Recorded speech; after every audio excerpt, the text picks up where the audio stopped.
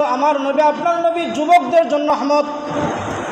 আল্লাহর হাবিব সাল্লাল্লাহু আলাইহি ওয়াসাল্লাম বলেন, আন আবি হুরায়রা রাদিয়াল্লাহু তাআলা আনহু قال قال النبي صلى الله عليه وسلم سبعة يظلهم الله تعالى في ظله يوم لا ظل إلا ظله إمام عادل وشاب نشأ في عبادة الله। আল্লাহর হাবিব সাল্লাল্লাহু আলাইহি ওয়াসাল্লাম বলেন, কিয়ামতের ময়দানে আল্লাহর আরশের ছায়ার নিচে যেই জায়গা থাকবে, ছায়া থাকবে, এই ছায়া ছাড়া আর কোনো ছায়া থাকবে না।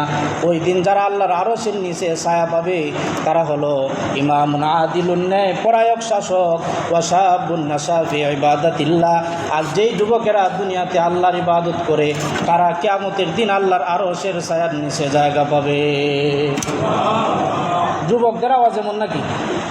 আর একটু জোরে গান সুবহানাল্লাহ। যুবকদের প্রশংসা করলাম, যুবকরা চুপ। এর চাইতে বৃদ্ধ মানুষের আওয়াজ আরো বেশি। আর একটু জোরে গান সুবহানাল্লাহ। বড় নম্বর, এখন বৃদ্ধ যারা আছেন তারা হইব খালি যুবকরার জন্য কথা কন, আমরার জন্য হইবেন না। আপনাদের জন্য সুসংবাদ আছে। আমার আপনার নবী বৃদ্ধ মানুষের জন্য রহমত। নবীজি সাল্লাল্লাহু আলাইহি ওয়াসাল্লাম হাদিসের মধ্যে বলেন, আল্লাহকে মর্যাদা প্রদর্শনের অংশ হলো সাদা দাড়িওয়ালা মানুষ আছে তাদেরকে সম্মানিত করা। আল্লাহ নবী বলছেন, সাদা দাড়িওয়ালা সাদা চুলওয়ালা যে লোক আছে তাদেরকে সম্মান করার অর্থ হচ্ছে আল্লাহকে সম্মান করা। আর একটু জোরে কর না সুবহানাল্লাহ। এখন এই ওয়াজের পরে দেখা যাবে বৃদ্ধ মানুষের জন্য নবীজি কেমনভাবে রহমত। এই হাদিসের পর থেকে যুবক ভাইরা বৃদ্ধ মানুষদেরকে দেখলে সম্মান করবে। জুরকন ঠিক কিনা? আমরা সম্মান করি কি করি না? আমরা অনেক সময় দেখা যায় চেয়ারের মধ্যে বসে থাকি, যখন একজন সাদা দাড়িওয়ালা মুরব্বী আসে, সাদা চুলওয়ালা মুরব্বী হোক, দাড়ি থাকুক অথবা না থাকুক, সে বৃদ্ধ হিসেবে আমরা তাকে চেয়ার থেকে দাঁড়াইয়া বৃদ্ধ মানুষদেরকে চেয়ারে বসার সুযোগ করে দিই। যেরকম ঠিক কিনা?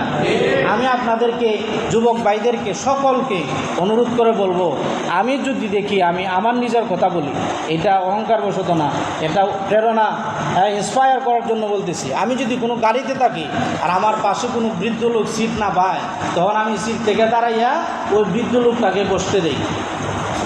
একটু জোরে কন্যা সুবহানাল্লাহ। একদিন ঘটনা ঘটছে, তখন আমি জানতাম না তিনি যে আমাদের বাইন্যাসুঙ্গি হুজুর আল্লামা ফজলুর রহমান খান সাহেব, তখন আমি চিনতাম না। আমি সিলেট এক মাদ্রাসায় পড়ি।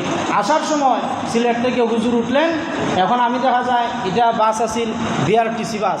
তখন আমি উঠার পরে বসলাম সিটে। কিছুক্ষণ পরে হুমায়ুন চত্বর থেকে হুজুর উঠলেন। উঠার পরে আমি যখন সিটও দিকে আর সিট নাই, হুজুর বাসা দাঁড়ায় রয়েছেন, আমি তো আর চিনি না। চেহারার দিকে তাকাইয়া বুঝলাম নিশ্চিত তিনি আল্লাহর একজন ওলি হবে। আমার দিল এটা সাড়া দিল। কেন সাড়া দিল?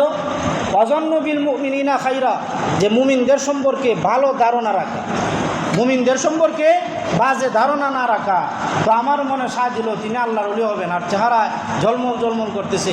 আমি সিট থেকে দাঁড়ায় গেলাম, দাঁড়ায় বললাম, হুজুর আপনি সিটে বসেন, আমি দাঁড়াতে অসুবিধা হবে না। হুজুর বসলেন। হুজুর বিশ্বনাথ মাদ্রাসায় হয়তো যাবেন, তিনি আপনার রশিদপুর নেমে গেলেন, তারপরে আমাকে আবার সিটে বসায় গেলেন। আচ্ছা বলেন তো, ওই দিন যে আমি সিট থেকে উঠা হুজুরকে বসতে দিছি, এরপর থেকে আমার কোমরের ব্যথা আর ছাড়ে না। না কোমরের ব্যথা নাই? ওই যে একটু সময় আধা ঘন্টা আমি সিটে বসলাম না, আরেকজন বৃদ্ধ মানুষকে বসাই দিলাম, এরপর থেকে মনে হয় আমার খালি ক্ষতি হইতেছে, আমার যৌবন চলে গেছে, আমি দুর্বল হয়ে পড়ছি। এরকম কিছু নাকি একজন আল্লাহওয়ালার দোয়া পাইলাম, একজন আল্লাহওয়ালার দোয়া পাইলাম। তো ওই আল্লাহওয়ালার দোয়াটা যদি সেই দিন কবুল হয়ে থাকে, জানি না হুজুর মনে মনে আমার জন্য কি দোয়া করছেন। অবশ্যই দোয়া করবেন, যেহেতু মুমিনের জন্য দোয়া করা ইবাদত। যেরকম ঠিক কিনা? মুমিনের জন্য দোয়া করা ইবাদত।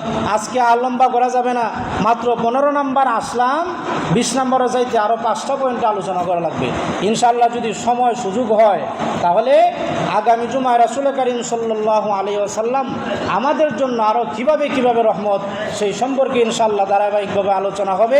আর সিরাতের মাস হিসেবে সিরাত সম্পর্কে আলোচনা করাই সবচেয়ে বেটার এবং উপযোগ্য বিষয়।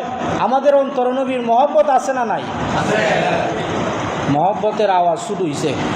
মহব্বত আছে না নাই? আমাদের অন্তরে নবীজির মহব্বত আছে, কেউ যদি মনে করে আমাদের অন্তরে নবীর মহব্বত নাই, এইটা মনে করে আমাদেরকে সালাম দেয় না, তাহলে সে বঞ্চিত হইল। জোরগান ঠিক কিনা?